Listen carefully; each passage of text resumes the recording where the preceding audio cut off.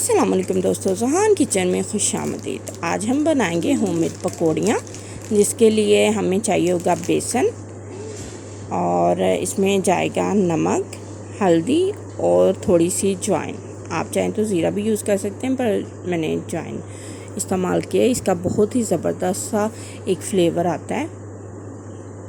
और अब इसमें थोड़ा सा पानी ऐड करके लिक्विड को अच्छे से बेसन को हम हल कर लेंगे और अच्छे से घोल लेंगे।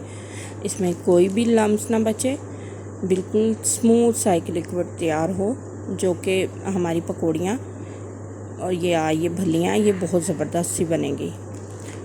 अगर इसमें गुठली या कोई लम्स या कोई भी बेसन की डली ऐसे ही रह गई, आप वैसे पहले छान भी सकते हैं। छान के भी बहुत जल्दी ये तैयार हो सकता है। ये देखें, ये मैंने 3 मिनट तकरीबन इसे कांटे से बीट किया, तो ये अच्छा सा तैयार हो गया। अब इसमें जाएगा थोड़ा सा मीठा सोडा, जो कि इसे थोड़ा सा फ्लफ़ी करने में हमारी मदद करेगा।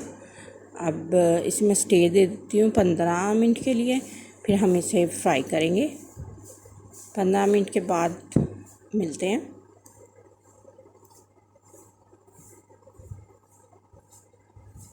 ये देखिए 15 मिनट हो चुके हैं, इस स्टे मैंने दिया हुआ था। अब इसे मैं फ्राई करूँगी। फ्राई के लिए ये मेरे पास एक कढ़ाई है, उसमें ऑयल डाला है और ये ऑयल गर्म हो गया तो हम एक चम्मच या कफ़ीर के ऊपर बेसन डाल के अपना, तो ये देखें, ये मैं एक सुराखों वाला चम्मच था, उस पर मैंने बेसन डाला और इसे फ्राई किया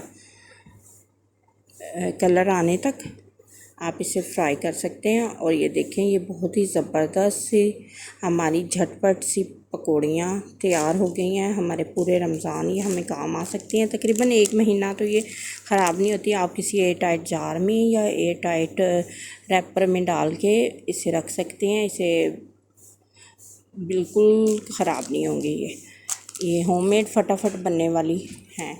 अगर मेरी वीडियो पसंद आई हो तो मेरे चैनल को लाइक करें, सब्सक्राइब करें, बेल आइकॉन के बटन को दबाएं। अपनों का ख्याल रखिएगा और मेरे चैनल पे आने वाली रमज़ान की सारी वीडियो आप लाजमी देखिएगा। अल्लाह हाफिज़।